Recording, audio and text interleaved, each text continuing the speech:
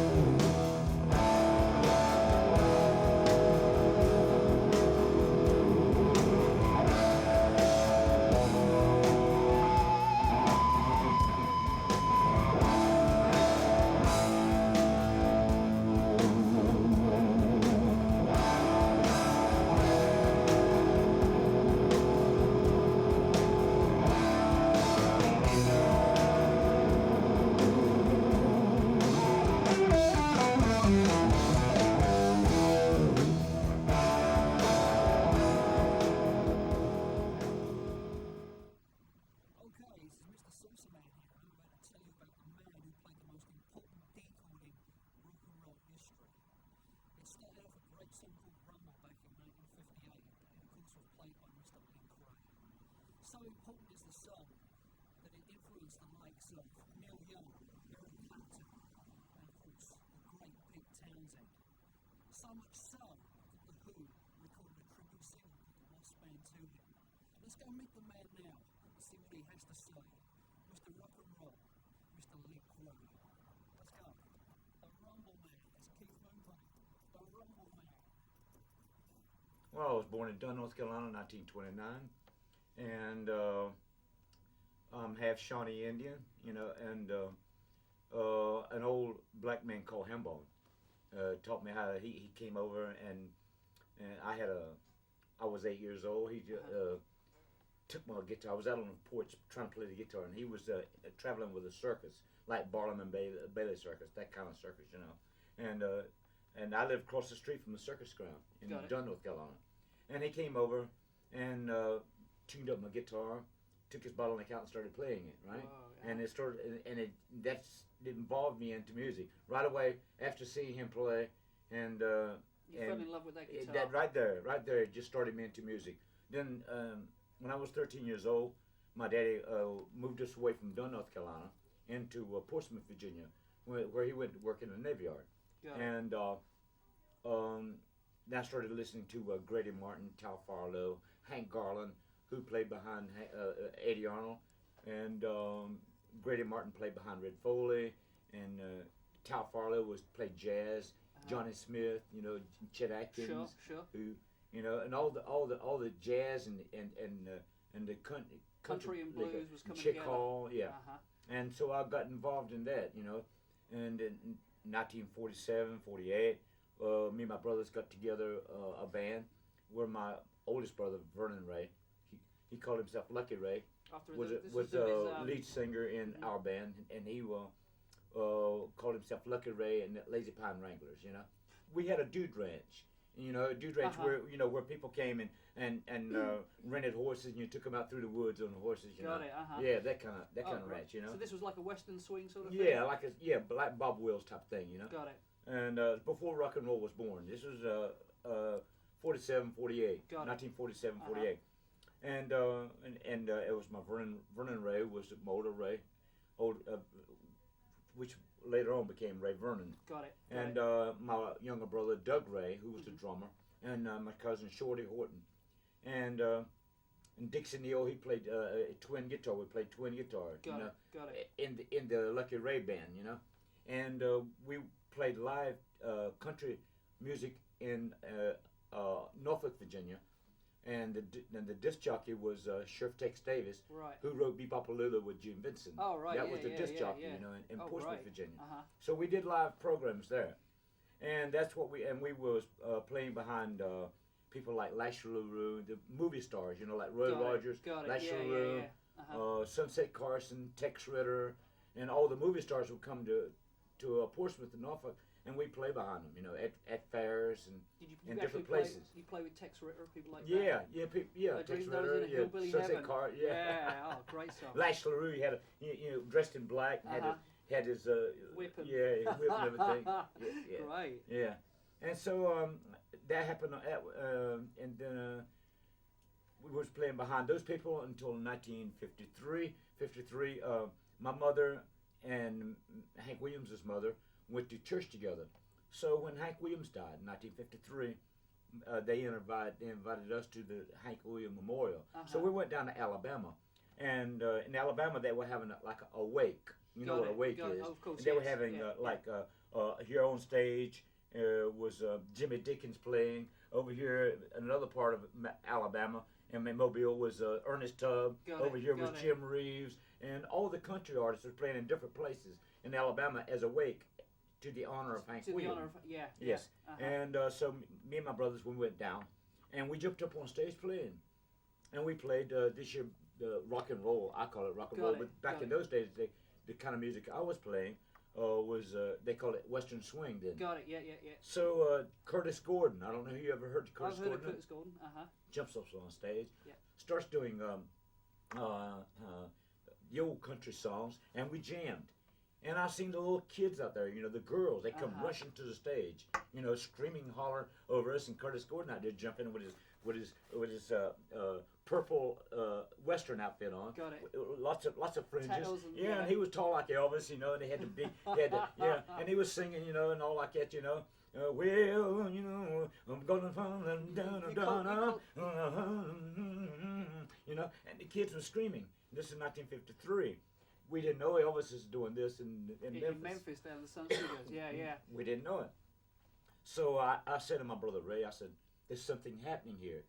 You know, it's not country, and it's not jazz, it's not pop, you know, it's not Frank Sinatra, it's not Bing Crosby, it's not Perry Como, it's a whole other thing, you know.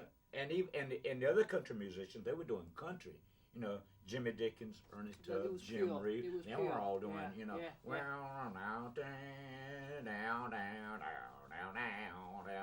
and when Curtis Gordon gets up, well, who threw the whiskey in the well?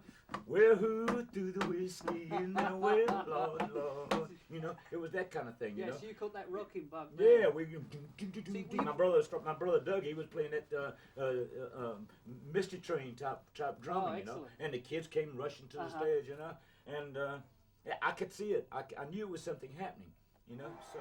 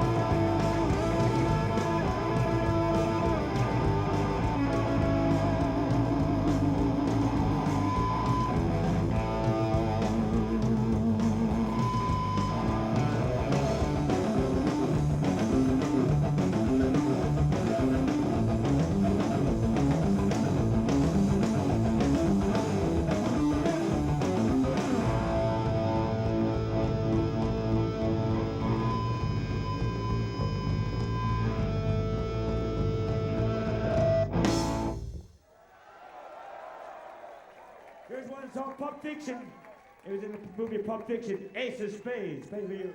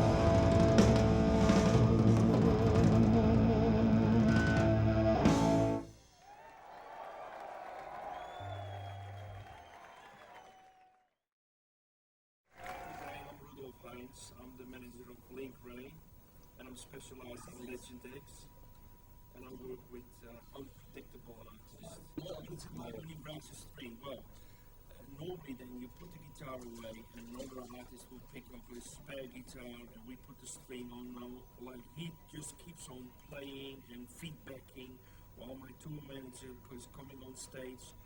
Just while he's doing the wing, and he's putting in the string, and then he goes in the middle of a number, and the bass band and the drum goes up, and the guitar starts, and then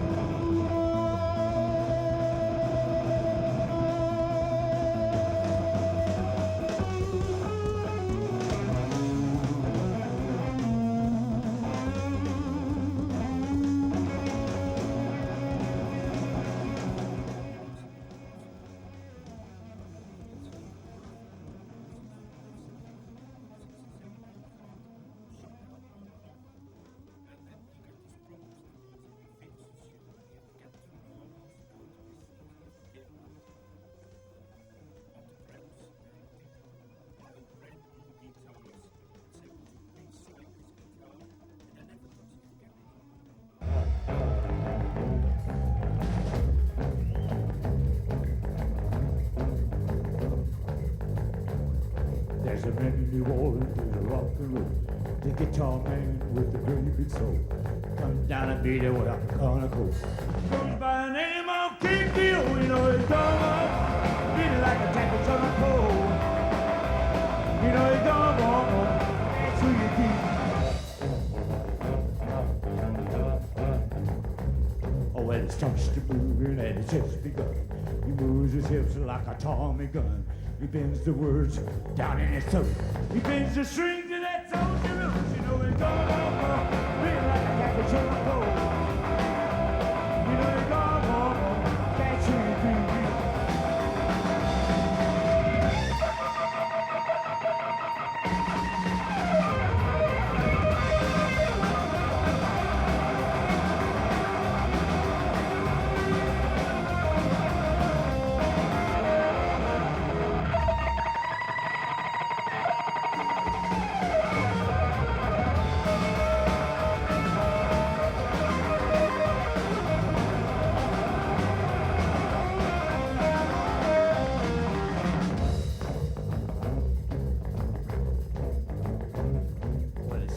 song about the catfish show.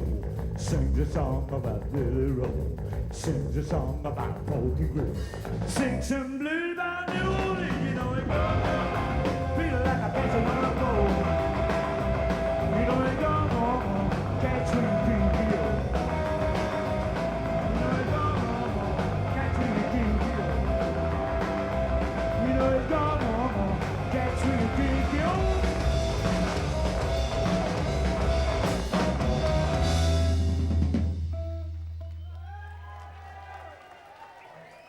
After the memorial, we went back to Portsmouth, Virginia. Uh-huh.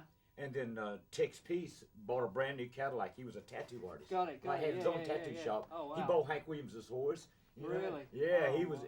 He had a lot of money, you know. So he bought a brand new Cadillac, moved us up to Washington D.C., and we met Roy Clark, Jimmy Dean, and all the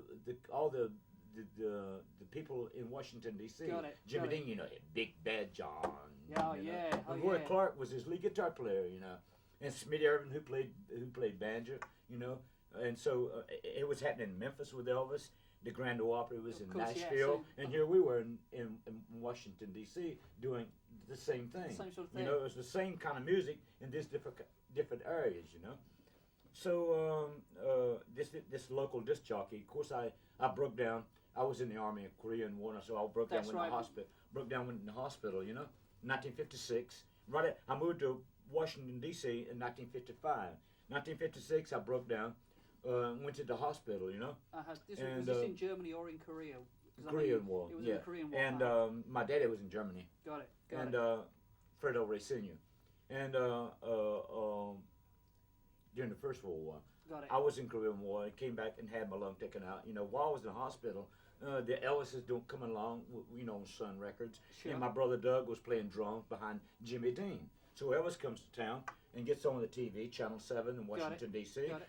And Elvis is singing on Sun Records and on the Jimmy Dean show. And my brother Doug was backing him up, you know. And he came to the hospital to see me, you know. So you actually got to meet him? You got to Yeah, meet the because man. my brother Doug introduced it to me. And then we went back to Portsmouth, Virginia, you know, and I met him, you know, and he said, Link Wray, Wild Man. He was calling me the Wild Man. Oh, the excellent. same thing like Bruce Springsteen. That was something that I always wanted to know. Did you actually get to meet Elvis Presley? You know, and that's so cool that you did. Yeah, I know I you're mean, a big fan. You've been a big fan for ages. And you turned well, I up mean, playing the albums he's a you country played. boy. Yeah. I'm a country boy. We came from dirt, you know. Of I mean, course. you know, he came from welfare, Uh-huh, and I came from below welfare, you know. You know, so I mean, we were both poor, right? Sure. And of course, he had a sharp manager called Colonel Tom Parker. You know, he's Tom Parker. You know, he managed Hank Snow and Sure. Eddie Arnold. You know, And he's still and, alive as well, isn't he? He's old yeah. Colonel Tom. So I mean, he saw it. You know, the writing was, you know, the advertising was that, you know, you're worth $1 million. Tomorrow you'll have $1 million. You know, and he Exactly, kept his promise to Elvis. He did that.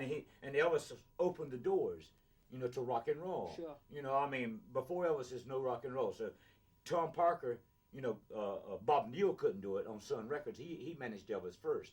You know, I mean, Bob Neal couldn't open the doors. He couldn't take Elvis and make Elvis open the door. It took the power of Colonel Tom Parker. He took Elvis off of Sun, put him on RCA, you know, and Elvis opened the door for Chuck Berry, Fats Domino, Link Wray, and Fabian, Frank Avalon, and rock and roll. Yeah, Elvis opened yeah. the door for Little Richard, for everybody.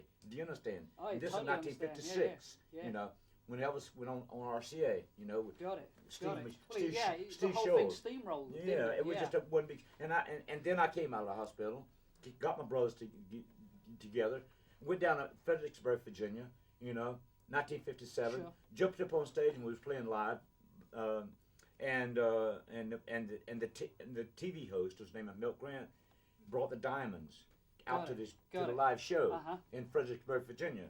Link played me a stroll, strolling. So this obviously yeah.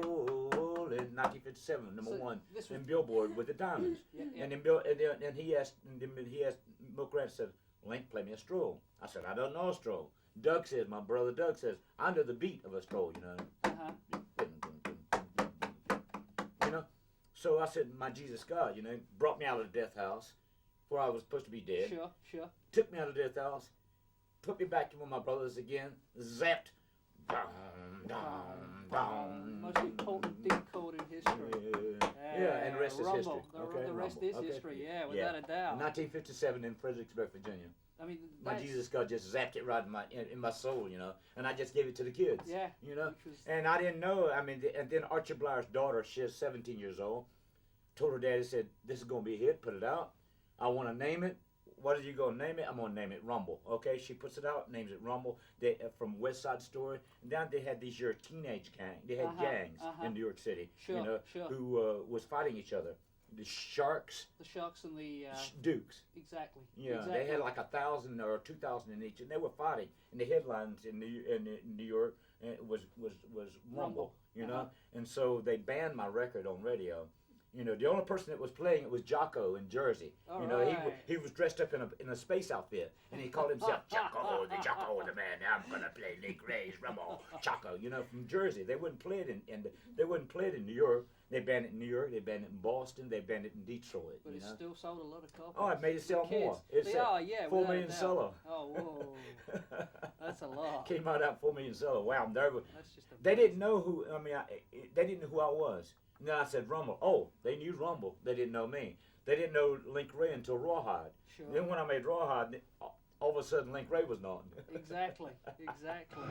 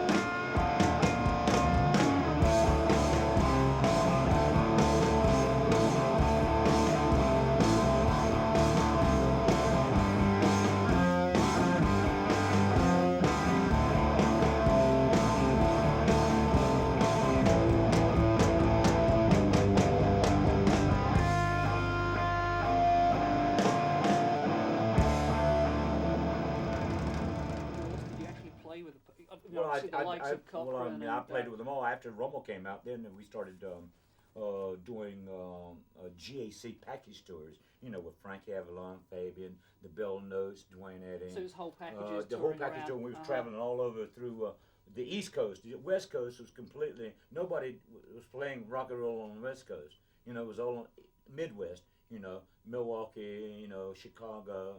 And then it came to Cleveland, Ohio, and Boston, New York. It was all the crowded cities on the East Coast. It was pure rock and roll. You know, that's the way it started off. And the West Coast was considered like Europe or Canada. You know. What gave you the idea to do your own record label? Pardon? I understand you had your own record label. That was Rumble later Records. on. This was on Cadence Records. Sure. You know, and then after Rumble came out, then this Milt Grant guy who was supposed to be acting as my manager took me off of Cadence Records and signed me up to Epic Records.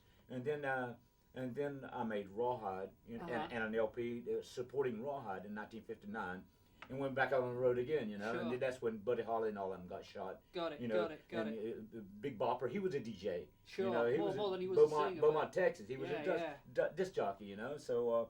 I was a friend of all those guys, but they jumped on a little plane, right? And got ice on the plane, and bam, they went. Down they went. Yeah. Off to heaven they went. Yeah. Rock and roll heaven.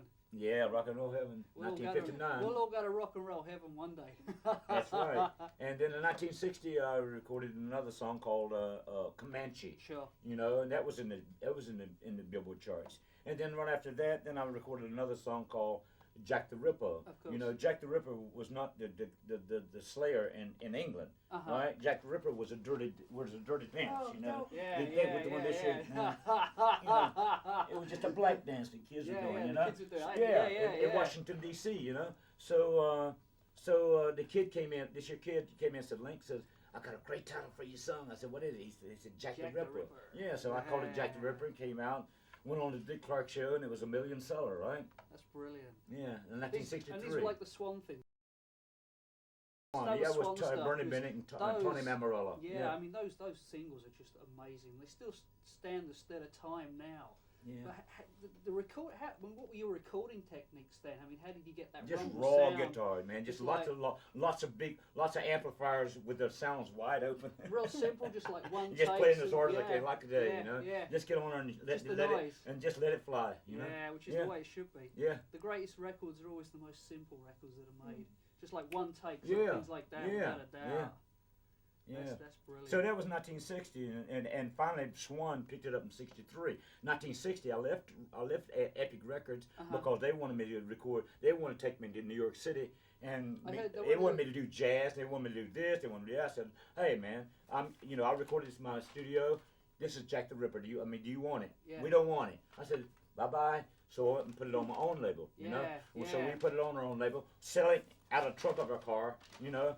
Every time I played a gig, you know, you want to buy LP, you know? And we did that until 1963, and then Swan picked it up and put it out, and it was a million seller. So how many records did you put out on your label itself? I don't know. It was my brother Ray. He was handling, yeah. like my wife Olive Jewish. She has the management now, Got and it, my brother got it. Ray. My brother Ray was handling it in the 50s, right? Got it. And got then it. in 1963, and then I was putting out this, and then Jack Nitchie come along and put out Rumble with his big band, you know, Yeah. the Lonely Surfer guy, right? Yeah, Jack yeah, Nitchie. yeah, Then he yeah, put yeah. Rumble out. Rumble's in the charts. Then I had Ace of Spades. You know, Rumble and Ace of Spades was in the charts in 1963. Excellent. Bang! President Kennedy got Kennedy shot. Yeah. You know, and when it wasn't only the president that got shot, 50s rock and roll died shot, with the President Kennedy. It died. Okay, then they started playing morning music, organ music, right? And then emerging out of the morning music was FM radio. Yeah. You know, because during those days it was singles. You were selling singles. Yeah. Nobody cared about LPs. No, of course. You know, was selling singles. You know, and then emerged FM radio. You know, where people like Allman Brothers were playing one song for 20 minutes. You know, on records, on LP, right? Yeah. So that was the start of so-called hippie music, you know. Sure.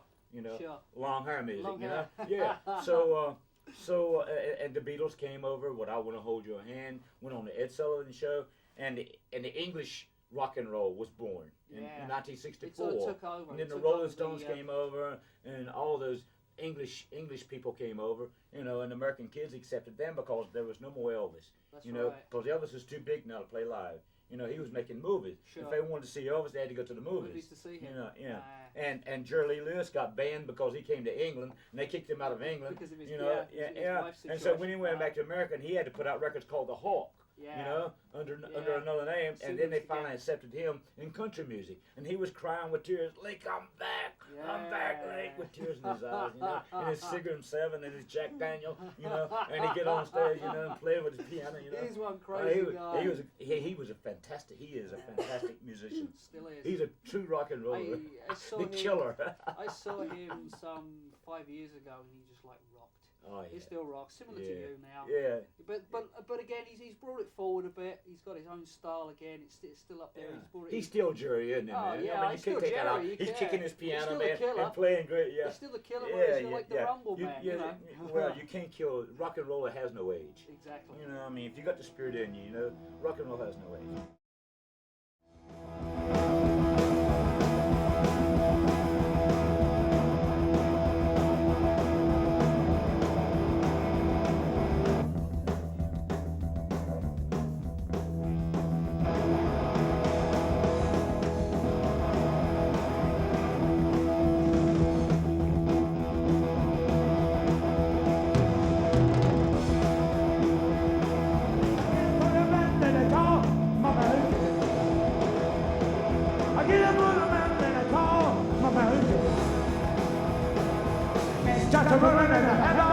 take it with me. Oh, my mountain. Get up on the mountain and I told my mountain. Can't stop the running and the hello. Take it with me, with me, with me.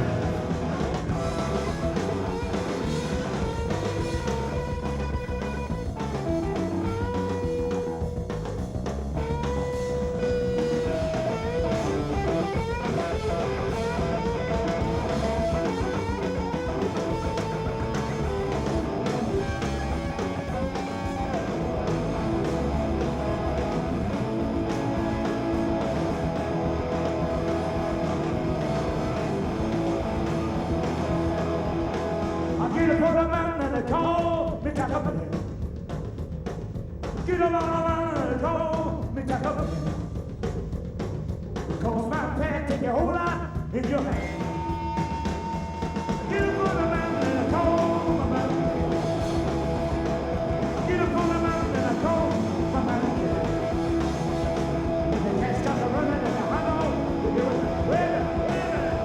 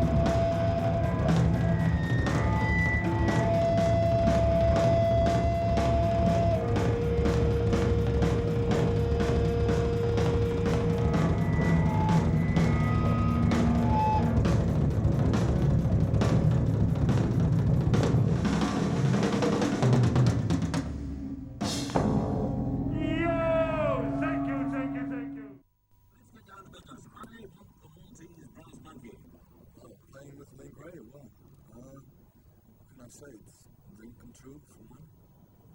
And it's a lot of good work, but it's worth it all the way.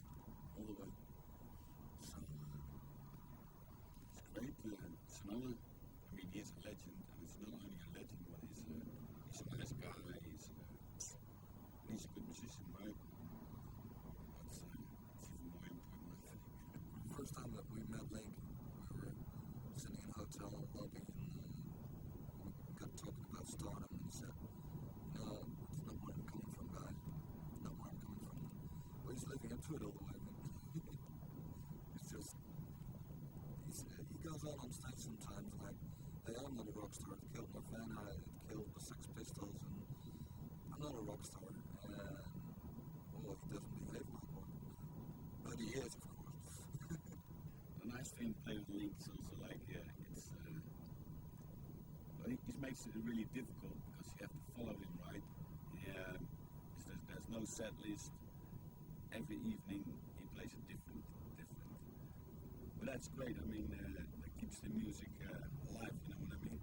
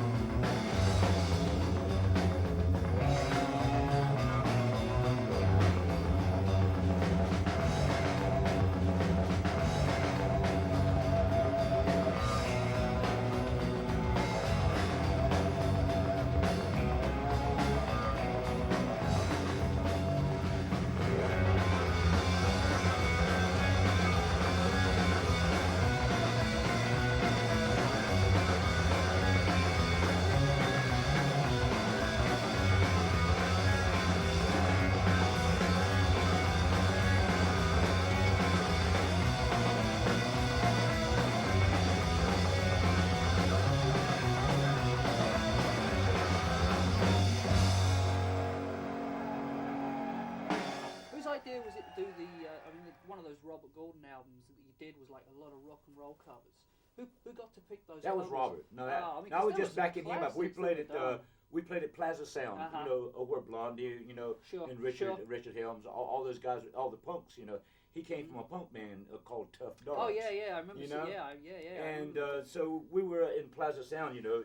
It's on Giant Springs, you know, the studio. Sure. The whole studio's in Giant Springs. Got you it. know, over the Radio City Music Hall. Uh-huh. And so we did those 2 LPs there with Robert, you know. And I mean, some great songs came came to out Europe. of those sessions. I mean, Yeah. I mean, I love the classic Warren Smith song, Black Cadillac, Red Cadillac, Black Moustache, which you did, which was I mean, some good Yeah. stuff. Some good And stuff. then in 1978, the last part of 1978, we played at the Music Machine. I said, Robert, I really love you, you know, and I hugged his neck. I loved him. I said, but I want to do Link Wray again. Yeah. You know, I just want to do my own thing. He said, okay, Link, if that's what you want. So he got Chris Bedden to play with him. Got it. But there at the Music Machine, what came to see me was Bob Dylan, you know. And just before he went to America and died was Sid Vicious. Oh, Play rumble, rumble, you know. Hmm. And he came in, you know, with his chick, you know, just nothing like that to you know. Yeah, exactly. Yeah. Yeah. And He was a character. oh, he was great, man. He said, I love Rumble, Link. So I played Rumble for him, you know. And then I went back to America, and later on he went to America, you know, the history on of Sid course, Vicious, yeah. Of course. But great, he had the spirit was there of rock and roll, you know. I mean, the other great stories as well that have came out, people have actually met you, the likes of when you first met Keith Moon. Oh, Keith Moon, yeah, bet he was 1972 a pretty crazy guy. Yeah, oh man, I went over and met Townsend. You know, my brother introduced me to Townsend. I understand his legs went to jelly when he met you. And he, Keith Moon came up behind me, right? He came up behind me, grabbed me up, was twirling me around. You know, there was about 200 people in the studio when they were like Rolling Stones, photographers and journalists, you know, and Time Magazine, all the Village Voice, all the photographers there, about 200 people. And he came and he was twirling me around hauling Rumble. And then when he turned me loose, I looked around, he was completely naked. He had no clothes on. And he was hauling Rumble, Link Wray. Rumble Man, the Rumble Man. Yeah, he was great. Yeah. The spirit was on, man. He was something else, was our Mr. Moon. And Townsend, Townsend put, he wrote the liner notes for my Polydor record. Exactly. Yeah. I mean, the other great thing was the Who did that great tribute single to the Wasp Man. Yeah, the Wasp Man. The Keith Moon thing, which is just it's great. I have that on my jukebox. It's just such an amazing track. Oh yeah. Well, those guys are They were out there, weren't they? That was Townsend. Townsend was a genius. Townsend is a genius in rock and roll. That guy's a genius. He just took my sound and just carried it to heaven, you know. So he's fabulous. Thanks, Pete. All right. Excellent stuff. Give me some Elvis echo. And can I have some Elvis like that? Hank Williams tune, especially for you.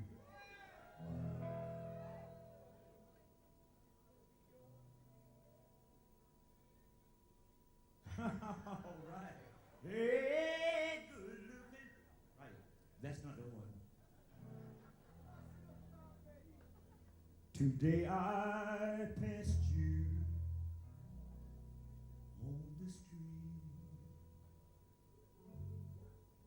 and my heart stood at your feet.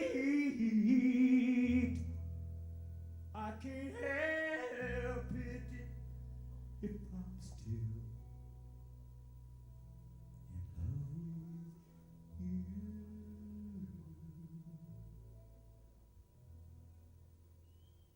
Somebody else stood by your side. You look so satisfied. I can't help it if I'm still in love with you.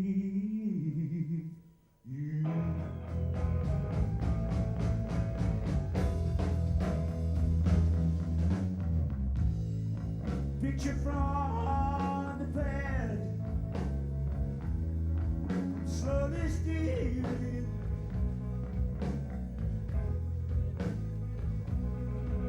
As I brush your arm,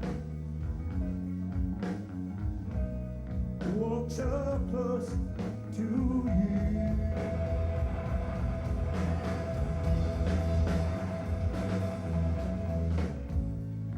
Heaven only knows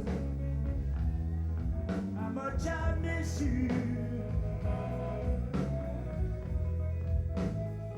I can't help it. I'm still in love with you.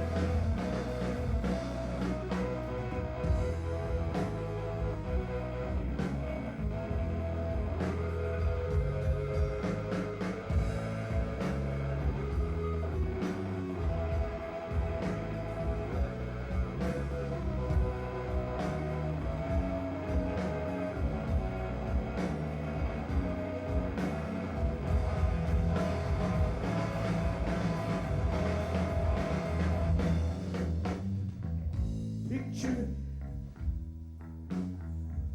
from the past comes slowly steep.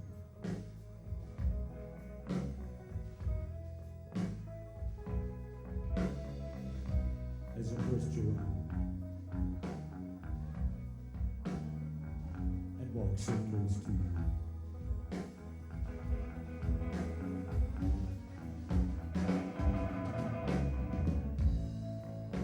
Heaven only knows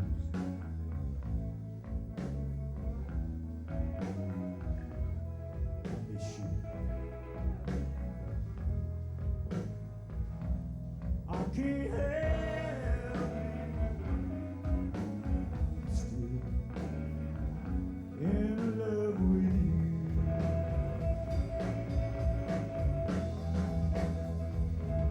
I can't help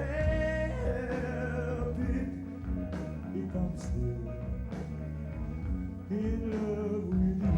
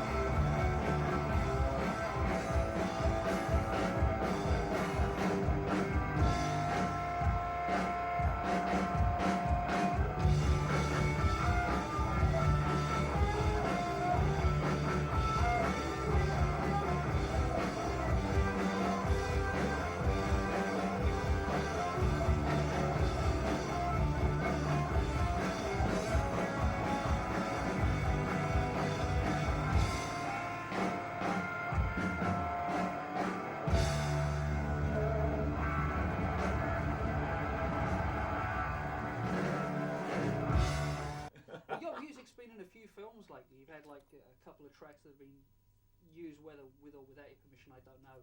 In Tarantino's Pulp Fiction.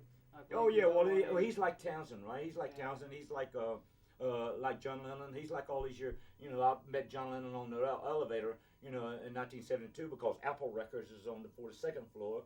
And Polydor was on the 38th floor, and I'm getting in the elevator, and John Lennon, oh no, he jumps in the elevator. Aren't you like Ray? Aren't you like Ray? I said, yeah, aren't you John Lennon? You know? He said, oh no, Link Wray, rumble, you know. So I guess Quentin Tarantino was a kid like them. I guess he liked Link Wray music. He grows up. And he becomes a big movie producer. So I like Link Wray, so I put Rumble in my movie, you know. And then he puts it in Jack the Ripper in Desperado. They put it in the right scenes, I guess. But yeah, I didn't see the movie. He sent me to see it. He's not getting money, so he sends me. I mean, the nice thing is about it, I guess, it's opening up a lot of the younger kids who go to see that sort of film to your music. So in some respects, it's done you some favours. You know, good publicity. Yeah, which is great. Know? It's good publicity. Yeah. It's bringing new kids out to see me. Oh yeah, I mean. No, they've been there all the time. How long has it been now? I'm 32 now. I first. Well, you're a baby compared to me. Yeah, true. You're like my drummer's 31.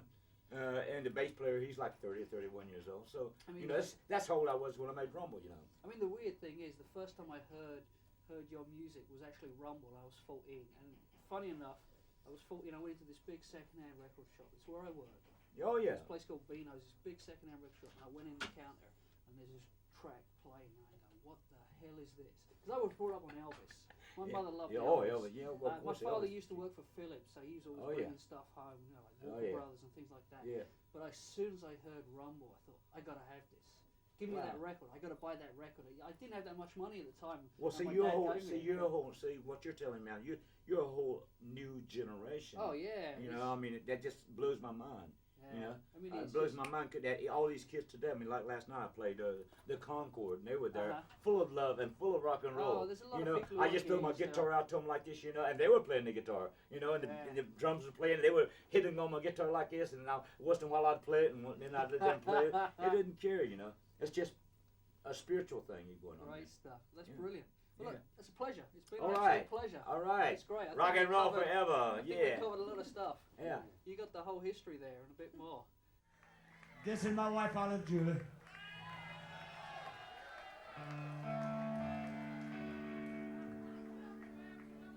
I love you too. I love you too, mate. I love you too. You're so fucking young, and I'm so fucking old. All right?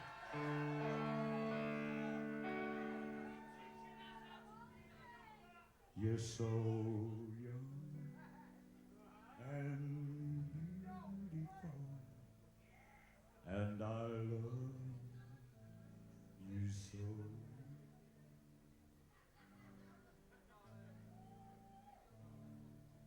Your lips so red, your eyes that shine the star of love. So take this heart I offer you, and never set me free. It's for you. Then you'll be forever young and beautiful to me. Let the stars fade and fall, I won't care at all. This is for you, Elvis. As long as I have you. Every kiss sends a thrill, and I know that it will. They fucking killed him in Las Vegas. As long as I have you, let's think of the future. Forget the past, You're my first love, but you're my last. I had to say that. Let the stars fade and fall. I don't care at all, as long as I have you.